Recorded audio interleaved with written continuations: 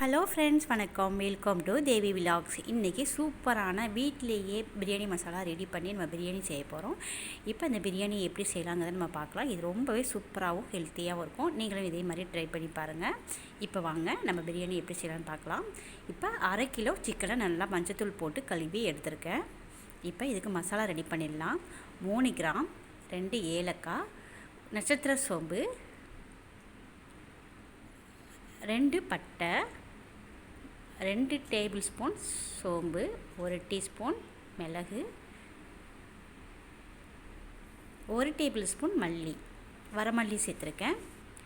2 வரமிளகாய் சேர்த்துக்கலாம். இதெல்லாம் சேர்த்து பவுட்ரு பண்ணியாச்சு. இப்போ அடுத்து பூண்டு ஒரு 8 பல் 10 பல் பூண்டு சேர்த்துக்கலாம்.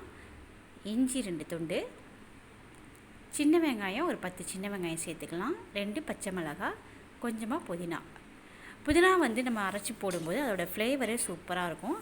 இப்போ அதையும் பேஸ்ட் பண்ணியாச்சு. இப்போ குக்கரை அடுப்பில் வச்சுட்டு எண்ணெய் ஊற்றிட்டு 2 கிராம், சின்ன துண்டு ஒரு பட்டை, ஒரு பிரியாணி இலை. இப்போ இதுக்கு நான் 3 பெரிய வெங்காயம் கட் பண்ணி வச்சுருக்கேன். இது கிட்டத்தட்ட நான் 300 கிராம் அரிசி இதில் சேர்க்க போகிறேன். இப்போ அதுக்கு 3 பெரிய வெங்காயம் சின்னதாக கட் பண்ணி இதில் சேர்த்துருக்கேன். 3 பச்சை மிளகாய் இதில் சேர்த்துக்கலாம். இது நல்லா வதங்கட்டும். அதுக்கப்புறம் பிரியாணி மசாலாவை இதில் சேர்த்துக்கலாம். இது ரொம்ப டேஸ்ட்டாக இருக்கும். நீங்கள் ட்ரை பண்ணி பாருங்கள். ரொம்பவே சூப்பராக இருக்கும். இப்போ இது நல்லா வதங்கிருச்சு.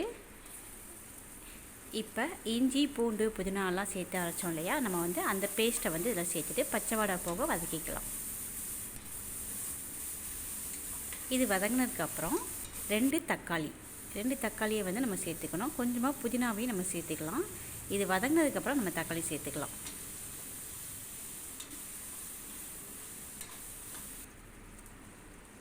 இப்போ தக்காளியை சேர்த்துக்கலாம். தக்காளியும் நல்லா வதங்கட்டும்.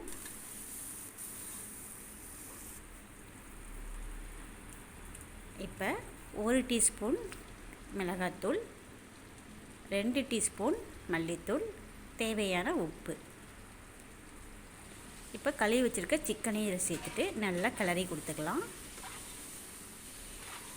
ரொம்ப சூப்பராக இருக்கும். இது டேஸ்ட்டாக இருக்கும். நான் எப்போவுமே பிரியாணி மசாலா கடையில் வாங்கி நான் போட மாட்டேன். நான் இது மாதிரி தான் நான் செய்வேன். இப்போ நான் அரைச்சிருக்க பவுட்ரு எல்லாமே இந்த 300 கிராம் அரிசிக்கு 1/2 கிலோ சிக்கன் தான் நான் பவுடர் ரெடி பண்ணேன். அதை அப்படியே சேர்த்துட்டேன். இப்போ கொஞ்சமாக தயிர் சேர்த்துட்டு நல்லா மிக்ஸ் பண்ணி கொடுத்துக்கலாம். பிரியாணி மசாலா நான் அரைச்சது இந்த 300 கிராம் அரிசிக்கு மட்டும்தான். இப்போ மல்லித்தலை தூவிட்டு இப்போ கிளறி கொடுத்துக்கலாம். நெய் ஒரு 2 டேபிள் ஸ்பூன் நெய் சேர்த்துக்கிறேன்.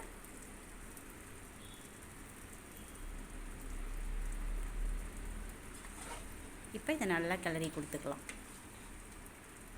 சிக்கன் கொஞ்சம் இதிலே நல்லா வெந்துச்சுனாக்கா நமக்கு சூப்பராக இருக்கும்.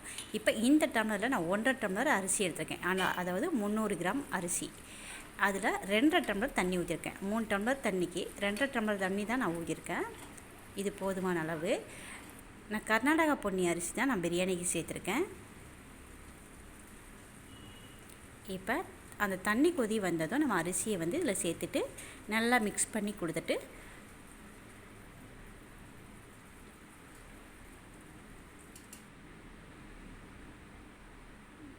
மூடி வச்சுக்கலாம். கொஞ்சமாக லெமன் சேர்த்துக்கோங்க. நான் லெமன் சேர்க்கும் போது உங்களுக்கு காமிக்கலை. நான் 1/2 லெமன் சேர்த்துருக்கேன். மூடி 2 விசில் வந்ததும் நம்ம ஆஃப் பண்ணி நம்ம எடுத்தோம்னா சூப்பரான பிரியாணி நமக்கு ரெடி ஆயிடுச்சு. இப்போ பாருங்கள், சூப்பராகவே நமக்கு ரெடியாகி வந்துடுச்சு. நல்லா உதிரியாக இருக்குது. இதை ஒரு கிளறி விட்டு நம்ம கொஞ்சம் அப்படியே அமுத்தி விட்டுட்டோம்னாக்கா எல்லா மசாலாவும் எல்லா சாதத்தோடு மிக்ஸ் ஆகிரும். நம்ம இப்போ இதை நல்லா அமுத்தி விட்டுட்டு நம்ம பிரியாணி எடுத்துக்கலாம். சூப்பராக இருக்கும். இந்த பிரியாணி ரொம்ப டேஸ்ட்டாக இருக்கும். நீங்கள் ஒரு டைம் இது மாதிரி செஞ்சு பாருங்கள். எப்படி இருக்குன்னு நீங்கள் கமெண்ட் பண்ணுங்கள். இந்த வீடியோ உங்களுக்கு பிடிச்சிருக்குன்னு நினைக்கிறேன். பிடிச்சிருந்தா லைக் பண்ணுங்கள், கமெண்ட் பண்ணுங்கள், சப்ஸ்கிரைப் பண்ணுங்கள். ஓகே, தேங்க்யூ ஃபார் வாட்சிங்.